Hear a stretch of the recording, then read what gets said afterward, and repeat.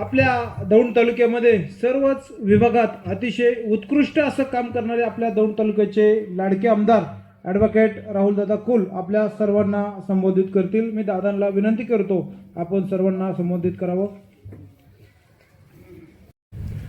दोर्गे sir, Ramesh वत्रे, सर्व पत्रकार बंधू, राजेश नायर, राहुल मोरगावकर, स्मिता जाधव मॅडम, अनुज गांधी, प्रशांत शहा, आपले कार्यकारी अभियंता मान्य आल्हाट साहेब, कटके साहेब, माननीय यशवंतरावजी कापरे, विठ्ठल दोर्गे, अशोकराव दोर्गे, शिवाजीराव दोर्गे, किरण देशमुख, सर्व गावातील पदाधिकारी, सर्व ज्येष्ठ मंडळी, तरुण वर्ग, महिला भगिनी, उपस्थित बंधू भगिनींनी, माझ्या आधी कर्तव्य फाउंडेशनच्या सगळ्या कामाचा आढावा झालेला आहे आणि श्याम कापरे यांनी जे मनोगतामध्ये सांगितलं की मी भानगावच्या मातीपासून कधी दूर जाणार नाही आणि ती गोष्ट डोळ्यासमोर ठेवूनच त्यांनी या परिसरामध्ये नेहमीच सामाजिक काम केलं। बऱ्याच वेळेला त्याचे माझे सरळ चर्चा कमी होते, आमची वादाची चर्चा जास्त होते,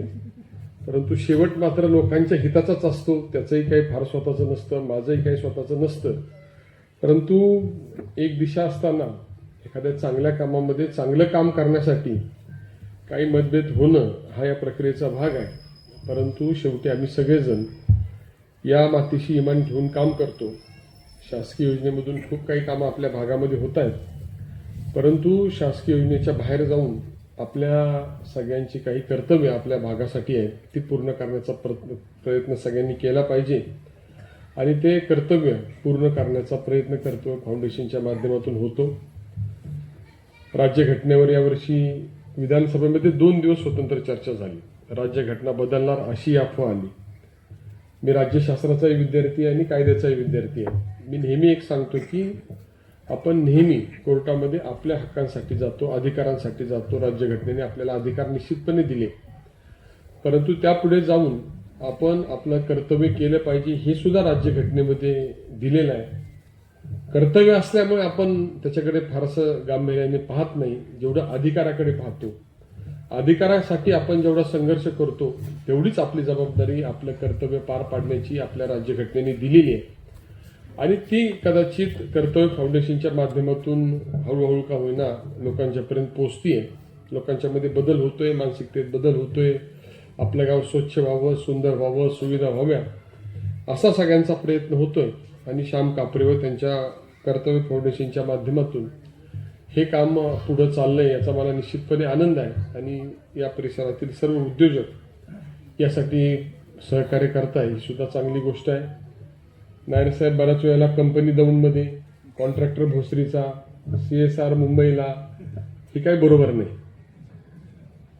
आता मी जर मतदारसंघात माझ्या चाललेली कामाची थोडक्यात जर माहिती सांगितली, कदाचित 2-4 महिने मी थोडा जास्त पळापळीमध्ये होतो, कारण की शासनाचा 100 दिवसाचा जसा कार्यक्रम होता तसा माझा सुद्धा 100 दिवसाचा कार्यक्रम फार जाहिरात न करता मी हाती घेतला होता आणि त्या माध्यमातून या परिसरामध्ये काही खूप मोठे निर्णय या 2-4 महिन्यामध्ये होत आहेत आणि त्याच्या माध्यमातून हा तालुका योग्य दिशेने नेण्याचा आमचा सगळ्यांचा प्रयत्न आहे। परवाच मी मान्य मुख्यमंत्री महोदयांचे आभार मानले की जवळपास 5,262 कोटी रुपयाचा पुण्याला जोडणारा हा बोरी भडकपासून हडपसरपर्यंतचा पूर्ण उड्डाणपुलाच्या कामाला राज्य शासनानं मंजुरी दिली आणि पुण्याकडे जाताना जी समस्या असते ती कमी करण्याचा माझा प्रयत्न त्या माध्यमातून होता। मी सातत्यानं खरं तर केंद्राकडे पाठपुरावा करत होतो। मी गडकरी साहेबांना किमान 10-20 वेळा भेटलो, दिल्लीला गेलो, पाठपुरावा केला। आता राज्य शासनाच्या पुढाकारानं तो सगळा प्रकल्प मार्गी लावतोय आणि दौंड आणि पुण्याला जोडणारा हा अतिशय महत्त्वाचा प्रकल्प दौंडच्या विकासाला गती देणारा ठरेल।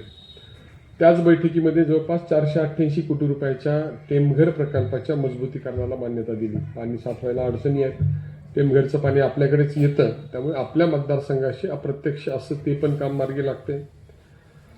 मी या आठवड्यामध्ये बसून या परिसरातील साधारण वरवणपासून सहजपूर, बोरी भडक, डाळींपर्यंतच्या प्रमुख जे रस्ते गावांना जोडणार आहे त्याचं जवळपास 200 कोटी रुपयाची मंजुरीचा प्रस्ताव तयार केला आहे। कुठल्याही परिस्थितीमध्ये या 6 महिन्यामध्ये ते 200 कोटी रुपयाची सगळी कामं मंजूर करून ती सुरू करून या परिसरातील जी काही रस्त्यांची कामाची गती आपण घेतलेली आहे ती कमी पडणार नाही याची मी काळजी घेतोय. ग्रामविकास विभागाच्या माध्यमातून तुम्ही सगळ्यांनी भांडगावमध्ये एकमत होणं तसं शक्य नाही हे मला माहीत आहे, तरी त्यातले त्यात जे काही शक्य असेल ती एकमत करून मला जर कामं दिली तर निश्चितपणे जे काही छोटे रस्ते असतील, सभामंडप असतील, ज्या छोट्या छोट्या सुविधा म्हणजे दशक्रिय विदे घाटापासून ग्रामपंचायत कार्यालयापर्यंत ज्या ज्या आवश्यक आपण मागण्या जर केल्या तर अतिशय गतीनं त्या मार्गी लावण्यासाठी माझी तयारी चालू आहे. या आठवड्यामध्ये प्रमुख कार्यकर्त्यांना फोन येतील, परंतु आता भांडगावमध्ये प्रमुख कोण आहे, बरोबर कोण आहे, विरोधात कोण आहे समजायची सोय नसल्यामुळे आता माझं अडचण समजून घ्या आणि विकास कामाच्या बाबतीत तरी एकमत करून मला जर यादी दिली तर निश्चितपणे त्या बाबतीमध्ये मी काळजीपूर्वक ही छोटी छोटी कामं जी लोकांची महत्त्वाची आहेत ती मार्गी लावण्यासाठी निश्चितपणे प्रयत्न करेल. त्याला कुठलाही निधी कमी पडणार नाही. बेबी कॅनॉलचं जवळपास 250 कोटी रुपयाचं काम अंतिम टप्प्यामध्ये आहे. मी तुम्हाला जबाबदारीने सांगतो की बेबी कॅनॉल नसता आज हिरवा असणारा दौंड तालुका आपल्याला पूर्णपणे विचित्र अवस्थेत दिसला असता. 2014ला काम सुरू केलं, बेबी कॅनॉल सुरू केला, सुरुवातीच्या लोणी काळभोरपर्यंत अस्थिरीकरण केलं, आता वरवणपर्यंत अस्थिरीकरण करतोय आणि त्या माध्यमातून या तालुक्याला संजीवनी देणारा तो प्रकल्पसुद्धा योग्य दिशेने चालला. यावर्षी काम पूर्ण होईल आणि पुढच्या वर्षी आपल्या तालुक्याच्या पहिल्या किलोमीटरपासून पाटसपर्यंत कुठल्याही भागामध्ये बेबी कॅनॉलचं व्यवस्थित पाणी देऊ. मेन कॅनॉलच्या बाबतीमध्ये सुद्धा नायर साहेब 2200 कोटी रुपयाचा एका दिवशी राज्य शासनानं प्रकल्प मंजूर केला. पुण्याच्या शहरामध्ये जी काही पाणी गळती होते, पुणे शहरामध्ये आमचा कॅनॉलचा मेंटेनन्स होऊ शकत नाही, खूप मोठी पाणी गळती होते आणि त्याचा परिणाम हा दौंडच्या आणि या परिसरातील शेतीवर होतो. म्हणून काही वर्ष मी सातत्यानं प्रयत्न करत होतो. 2200 कोटी रुपयाचा भूमिगत कालव्याचं काम आता सुरू होते, मान्यता झाली, टेंडर झालं, त्याला काही एन्व्हायरमेंटल क्लिअरन्सेस करून आम्ही तेही काम पूर्ण करतोय. त्याचा मोठा फायदा या तालुक्याला होईल आणि जवळपास 35 दिवसाचं कमीत कमी मेन कॅनॉलचं पाणी तो भूमिगत कालव्यामुळे आपल्या मतदारसंघामध्ये वाढून मिळेल आणि पुण्याच्या पाणी वापरामुळे जी काही पाण्याची समस्या तयार होते त्याला एक एक मार्ग शोधताना पहिल्यांदा आपण मार्ग शोधला बेबी कॅनॉलचा. आपण जर 4.5 TMC पाण्याचा हिशोब केला तर मेन कॅनॉलला पुरेल असं 50 दिवस चाललेलं एवढं पाणी आपण बेबी कॅनॉलच्या माध्यमातून नदीतून रिसायकल करून वापरल्यामुळे या भागातील टंचाई कमी झाली. 35 दिवसाचं पाणी आपण टनेलच्या माध्यमातून येईल. आता त्याच्यामध्ये हे करून आता आपण पुढच्या टप्प्याला जातोय. अधिवेशनामध्ये बैठक झाली मुळशी संदर्भामध्ये. खरं तर मुळशी धरणाचं पाणी या भागामध्ये येईल हे सांगणारा मी पहिला नागरिक आहे. आता त्याच्यामध्ये माननीय मुख्यमंत्र्यांनी आम्हाला सगळ्यांना आश्वस्त केलेलं आहे की 10 TMC म्हणजे आपली 2 रोटेशनपेक्षा जास्त पाणी आपण मुळशी धरणाच्या माध्यमातून या भागामध्ये आपण वळवू अशा प्रकारे त्यांनी मला आश्वस्त केलेलं आहे. आणि त्या माध्यमातून जे काही आपली मागणी नाही, तुम्ही तर कुणी मला मागणी करायला आलेलं नाही, पण माझीच तुमच्यासाठी मागणी आहे. माझी इकडे शेती पण नाही आहे, परंतु तुमची जास्त चिंता असल्यामुळे असे बरेचसे विषय जे खरं तर फार कमी लोकांना मान्य असतात ते मी मांडण्याचा प्रयत्न करतो. त्यापैकी हा विषय कुणालाच मान्य नव्हता. सुरुवातीला एकमत व्हायला अवघड गेलं, आता एकमत झालं. आता मुख्यमंत्री महोदयांनी त्या संदर्भामध्ये आम्हाला सगळ्यांना आश्वस्त केलं की टाटाशी बोलून आपण ते पाणी या भागामध्ये वळवू. तुमची मागणी योग्य आहे, त्याला कायदेशीर बाबीची तपासणी करून तो एक मोठा निर्णय आपण करतोय. आपल्या भागासाठी महत्त्वाच्या असणाऱ्या खुपटेवाडीच्या संदर्भातला आपला सर्वेच्या बैठका वेगवेगळ्या झालेल्या आहेत. पूर्वीचा खुपटेवाडी फाटा झाला. आपल्या भागामध्ये फारशी पाण्याची टंचाई आपल्याला नव्हती, आपल्याला आवश्यकताही वाटत नव्हती. त्यावेळी काही प्रमाणामध्ये दुर्लक्ष झालं. डोंगराच्या कडेची काही गावं ही राहिलेली असल्यामुळे, काही भाग काही तलाव राहिलेले असल्यामुळे आपण ते माझा प्राथमिक अंदाज आहे की जवळपास 250 कोटी रुपयाचं ते अंदाजपत्रक तयार होईल अशी स्थिती आहे. कुठल्याही परिस्थितीमध्ये मी खात्रीशीर सांगतो की पुढच्या 6 महिन्यामध्ये खुपटेवाडीचा दुसरा जो टप्पा आहे तो आपण मंजूर करू आणि या भागामध्ये ज्या ज्या तलावाला पाणी आपल्याला देता येत नाही त्या सगळ्या तलावांना पाणी देण्याची व्यवस्था त्या माध्यमातून आपण करू.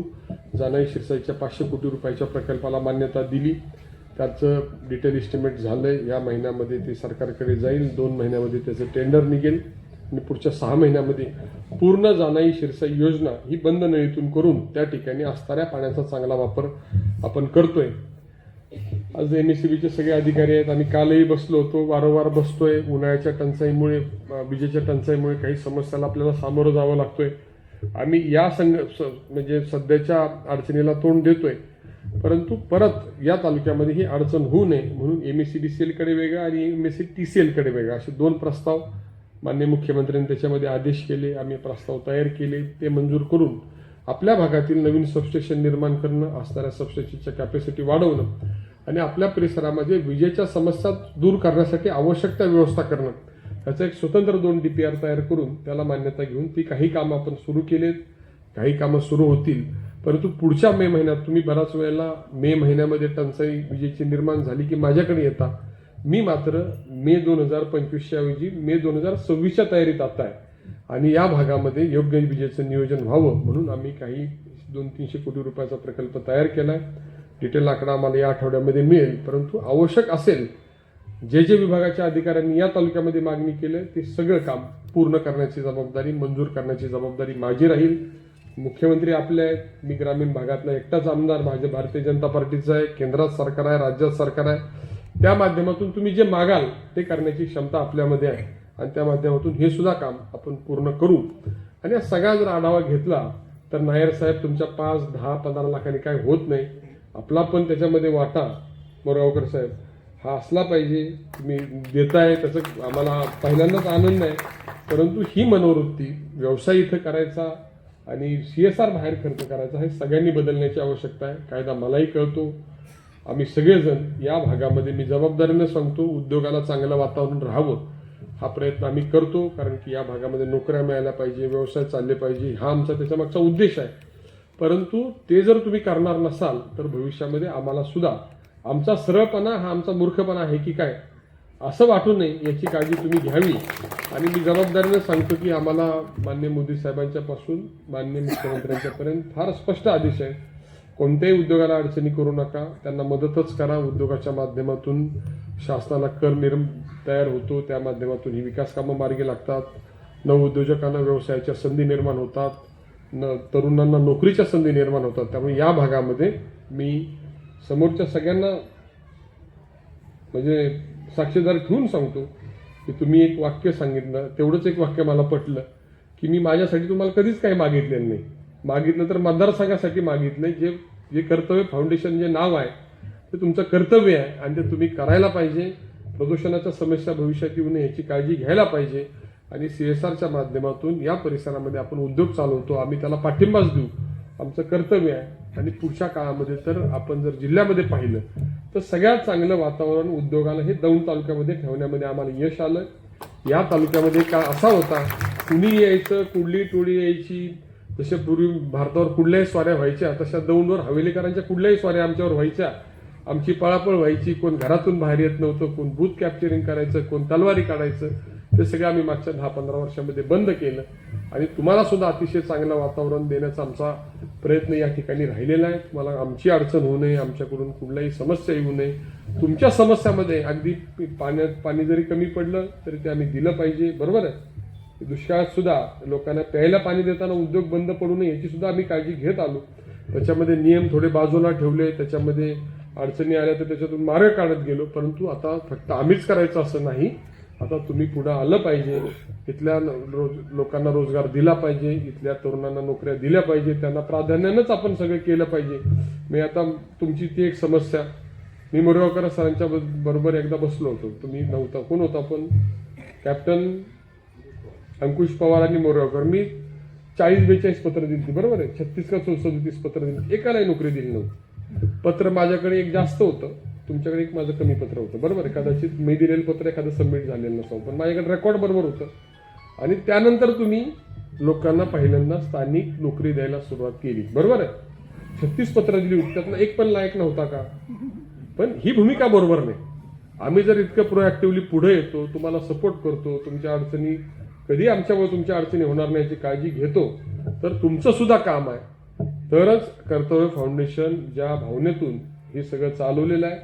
आम्ही पदाधिकारी असलो तर त्याच्या पुढे जाऊन आम्ही इथले नागरिक आहोत, आम्ही इथले भूमिपुत्र आहोत, आम्ही जन्म इथंच घेतलाय, आमचा शेवट इथंच होणार आहे. आमचं कर्तव्य या भूमीशी आहे.